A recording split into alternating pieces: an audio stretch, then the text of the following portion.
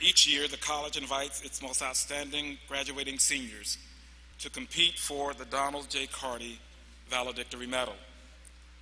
The recipient of the Carty Medal is given the honor of speaking for the graduating seniors at commencement. This year's Carty medalist is Mr. Michael Lawler.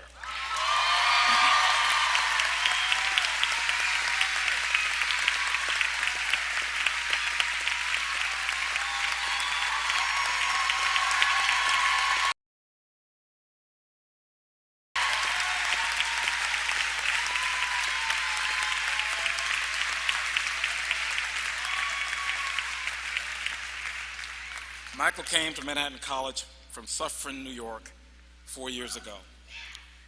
He was an outstanding student at Suffern High School and obviously had several options to continue his education.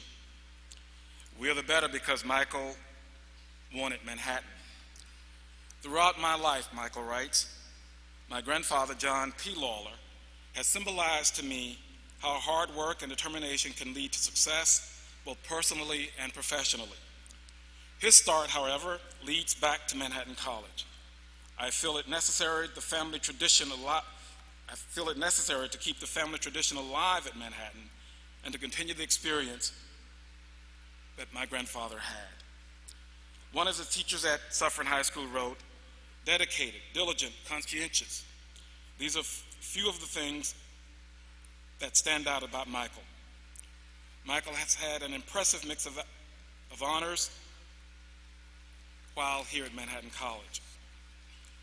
With majors in accounting and finance, Michael is graduating with a cumulative GPA of 3.75. He's had Dean's List honors for 7 consecutive semesters. He's a member of the Dean's Student Advisory Committee. He's a member of the Dean's Search Committee. He's president of Beta Alpha Psi, member of Epsilon Sigma Pi, and a member of Beta Gamma Sigma. Michael is known for his wonderful sense of humor, his dogged determination to bring his particular level of perfection to each goal he sets, each task he undertakes. He is a mature, well-rounded, accomplished young adult who has indeed brought honor to this institution and will now honor this commencement with his valedictory. Michael Lawler.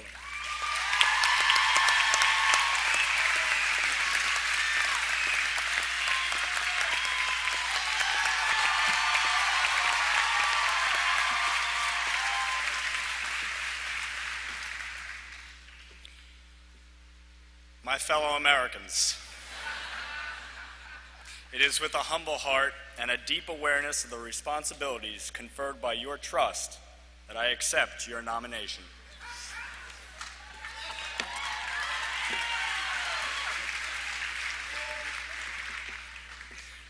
Brother President, Chairman O'Malley, Commissioner Kelly, honored guests, faculty, parents, fellow graduates, and friends.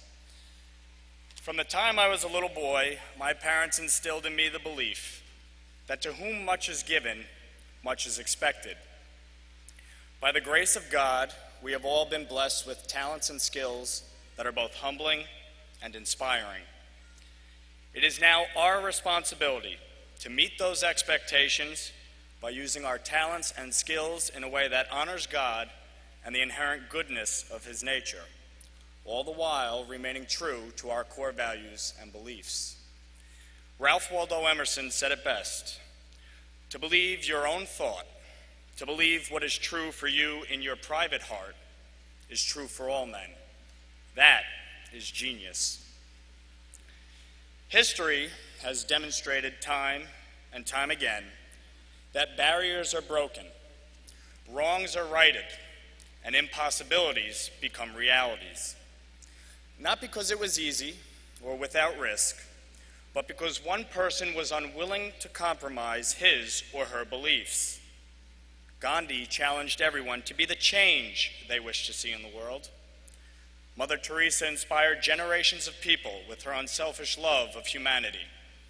And Dr. Martin Luther King Jr. created a movement to fulfill a dream. With the courage to believe that great things are always in our reach, we too can make history. In these turbulent times of war and economic peril, we may wonder what our futures hold. Whom do we trust? What do we stand for? Where do we go from here? These are hard questions to answer, but with challenge comes opportunity. Over the past 4 years, we have all been given the privilege of a Lasallian education here at Manhattan College. By graduating today, we inherit the significant responsibility of carrying out the values of that tradition: faith, service, and community. The question becomes how. How do we take what we have learned and put it to good use? As you might expect, and those of you who know me, I have a few ideas. Teach a child how to read, give shelter to the homeless, or feed those who suffer in hunger. Build a bridge or design a building. Restore the trust of people in a capitalist society by acting ethically in business. If you see problems in our government, run for public office with conviction and integrity. Provide freedom to an oppressed people. Perform life-saving heart surgery, or create the drug that will cure cancer. Donate your time and resources to charity, or just smile and say hello to a perfect stranger. In doing so, you are contributing to the betterment of society. By nurturing your growth as an individual, you are inspiring future generations to come together. Every day, I wear this bracelet as a reminder of the service and sacrifice of others. It is a symbol of the undying spirit of those who so selflessly gave of themselves defending our freedoms and our way of life.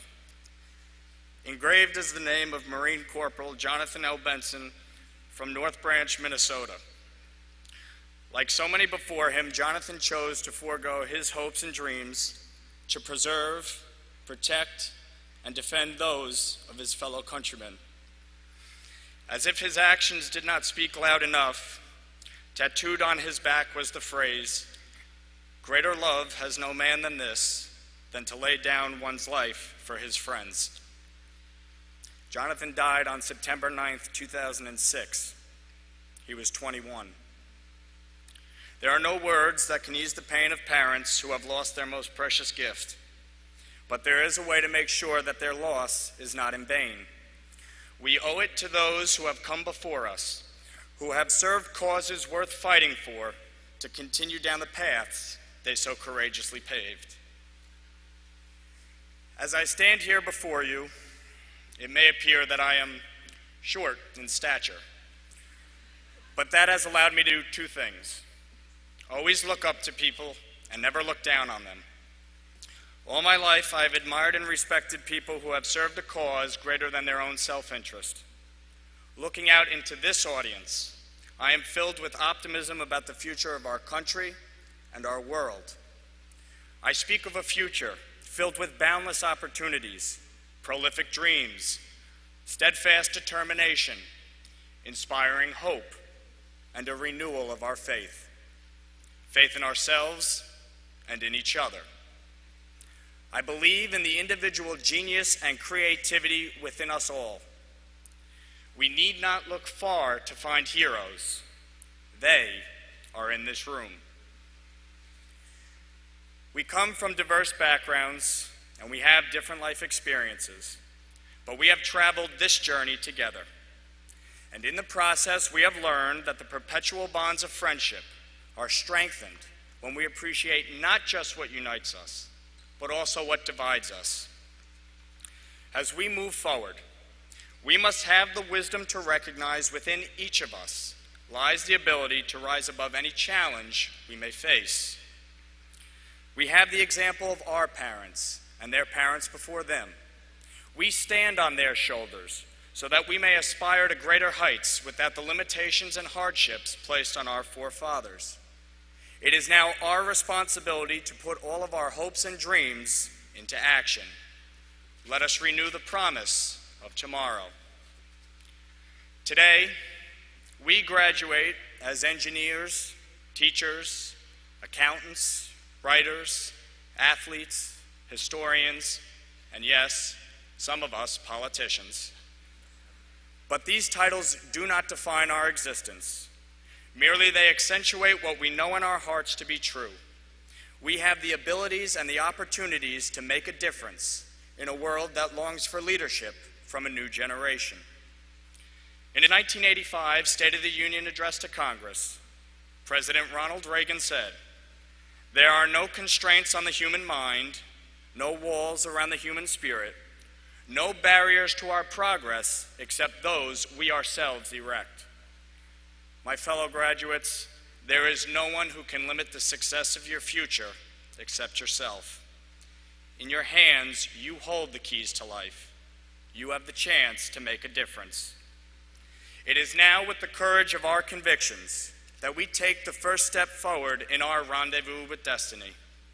We must fight for what we know in our hearts and minds to be fair and just. We must fight to give all the same opportunities we have been blessed to receive. We must rely on our faith to sustain us in both good times and bad. We must be willing to serve a cause greater than our own self-interest. And we must never yield in our belief that man is good, that what is right will eventually triumph, and that there is purpose and worth to each and every life. My fellow graduates, I ask you now to stand with me.